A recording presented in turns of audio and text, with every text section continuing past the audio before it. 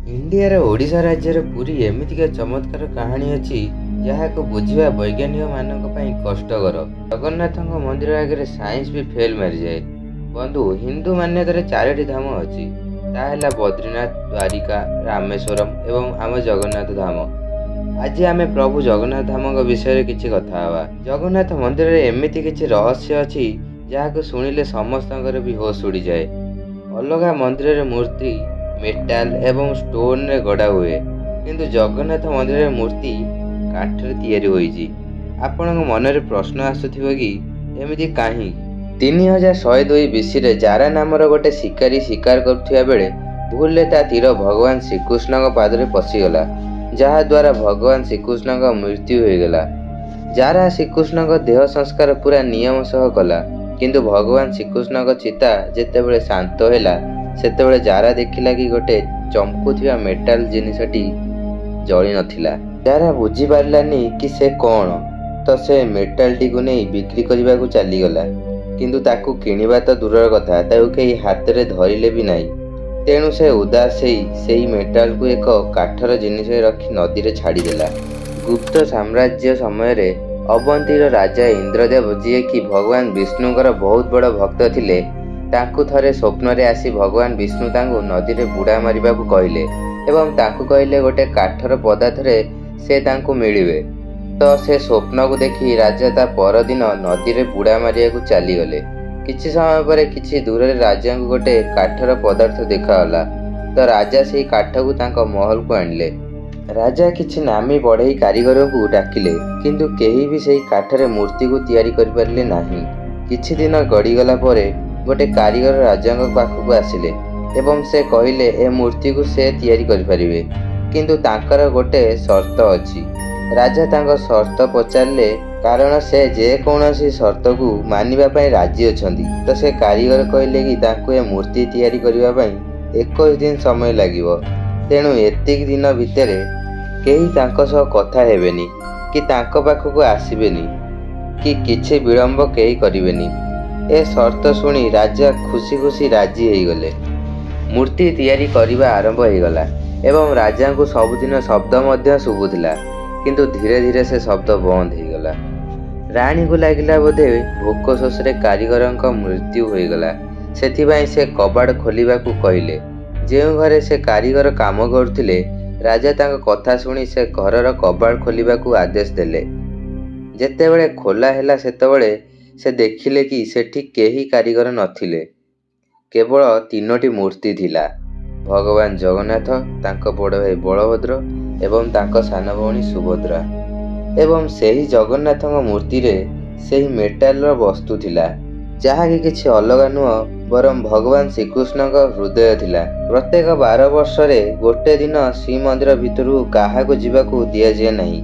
पुरीर सबु जगार लाइन बंद हो जाए एवं मंदिरर मुख्य पंडितों मुहरे एवं आखिरे कपड़ा घोड़ा हुए एवं हाथ में मोटा ग्लोव्स पिंधिकी जाती एवं पूरा अंधार रे पुराना मूर्ति से हृदय को कड़ा होई नुआ मूर्ति रे पूरा जाए एवं यह जो पंडित माने करिसंती तांकटू एक आश्चर्य कथा सुनिबा को मिले कि जेतेबेले से यही काम करती से देखी तो नाहांती, किंतु यही वस्तु जहाकू ब्रह्म पदार्थ मध्य कुआ जाए ताकू हाथ रे धरिले लगे जेमिति बंचिला ठेकुआ धरिला भली लगे। एवं एमिति भी जना जाए आकु जदि किए धरी दिए ताहले सांगे सांगे सेही मुहूर्त रे से मरि जाए। सेतिबाई काहाकू खाली आखिरे सेही काम करिबाकू अनुमति नाही। ए तो गला महाप्रभु जगन्नाथ विषय रे, किंतु एबे आमे जानिबा एही मंदिर विषय रे किछि रहस्यमय कथा जहा आगे साइंस भी फेल मारि जाए। तो चलो जानिबा। जगन्नाथ मंदिर उपरे गोटे पताका लगी जी साइंटिफिक लॉ रो पूरा अपोजिट। जेमिति कि आमे सब जानू कि पवन जो डायरेक्शन में चलु थाए सेही डायरेक्शन में पताका हो कि अन्य किछि सब सेही डायरेक्शन रे उड़े, किंतु जगन्नाथ मंदिर रे एही पताका पूरा अलगा। ये सबु बेले पवन रो अपोजिट डायरेक्शन रे उड़ु थाए। केमिति आ कोन पई आज पर्यंत केही जानि नाहांती। आउ ए पताका आउ एक खास कथा कि आकु सबुदिन बदलाइबा को पड़े। सेथिबाई मंदिरर पंडित लगभग 214 फीट उपरे लागिथिबा एई पताका को सबुदिन जाई चढ़ी बदलाती। कारण कुहा जाए कि जदि याकु सबुदिन न बदला गला ताहले 18 वर्ष पई ए मंदिर बंद हो जिवो। ଏହି ମନ୍ଦିରରେ ସବୁଦିନ ଭକ୍ତଙ୍କ ପାଇଁ ପ୍ରସାଦ ବଣ୍ଟାଯାଏ। ଆଉ ଏକ ରହସ୍ୟ କଥା ହେଲା, ମନ୍ଦିରରେ ସବୁବେଳେ 500 ଲୋକଙ୍କ ପାଇଁ ପ୍ରସାଦ ତିଆରି କରାଯାଏ। କିନ୍ତୁ ବେଳେବେଳେ 500 ଭକ୍ତ ବଦଳରେ ଅଧିକ ହୋଇ 1000-2000 ଉପରକୁ ମଧ୍ୟ ହୋଇଯାଆନ୍ତି। ତଥାପି ପ୍ରସାଦ କେବେ ବି କମ୍ ପଡ଼େନି ଏବଂ ଆଜି ଯାଏଁ ଏଠି କେବେ ବି ଗୋଟେ ବି ଦାନା ପ୍ରସାଦ କମ୍ ପଡ଼ିନି କି ଫୋପଡ଼ା ମଧ୍ୟ ହୋଇନାହିଁ। ପ୍ରସାଦର ରହସ୍ୟ ତ ଜାଣିଗଲେ, ଏବେ ପ୍ରସାଦ ତିଆରି ହେବାର ରହସ୍ୟ ବି ଜାଣିବା। ଏଠି ମହାପ୍ରସାଦ କାଠ ଚୁଲିରେ ରଖି 7ଟି ମାଟିର ଜାଗାରେ ଗୋଟେ ଉପରେ ଗୋଟେ କରି ରଖାଯାଇ ତିଆରି ହୁଏ।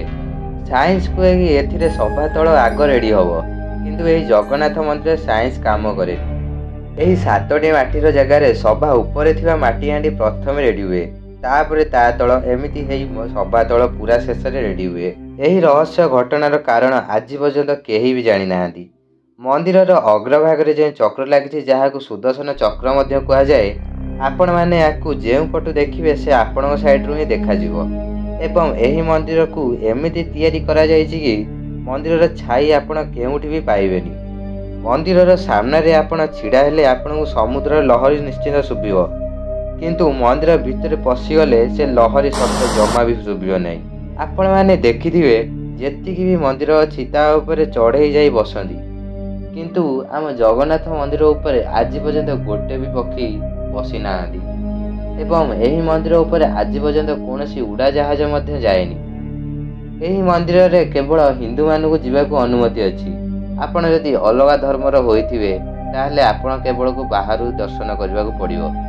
କାରଣ ଆମ X Prime minister Indira Gandhi ସେ ବି ଦର୍ଶନ କରିବାକୁ ଆସିଥିଲେ ଏହି ମନ୍ଦିରକୁ, କିନ୍ତୁ ତାଙ୍କୁ ବି ଅନୁମତି ଦିଆଗଲା ନାହିଁ ଦର୍ଶନ କରିବାକୁ, କାରଣ ସେ ଫାର୍ସି ଜାତିର ହିନ୍ଦୁ ନୁହେଁ, ସେଥିପାଇଁ ତାଙ୍କୁ ମନ୍ଦିରକୁ ପ୍ରବେଶ ନଥିଲା। ଏମିତି ହିଁ କେତେ ମିଷ୍ଟେରିୟସ୍ କଥା ଜଗନ୍ନାଥଙ୍କ ବିଷୟରେ ଅଛି, ଯାହାକୁ କହିଲେ ଭିଡ଼ିଓ ସରିବନି। ତେଣୁ ସାଙ୍ଗମାନେ ଏବଂ ଭାଇ ଓ ଭଉଣୀମାନେ, ଆଜି ପାଇଁ ଏତିକି। ଆପଣଙ୍କୁ ଯଦି ଏମିତିକା ମିଷ୍ଟେରିୟସ୍ ଫ୍ୟାକ୍ଟ ଜାଣିବାର ଅଛି ତ ପ୍ଲିଜ୍ ଆମ ଏଇ ଗ୍ରୋ ୱିଥ୍ ଫ୍ୟାକ୍ଟ ଚ୍ୟାନେଲକୁ ସବସ୍କ୍ରାଇବ୍ କରିଦିଅନ୍ତୁ।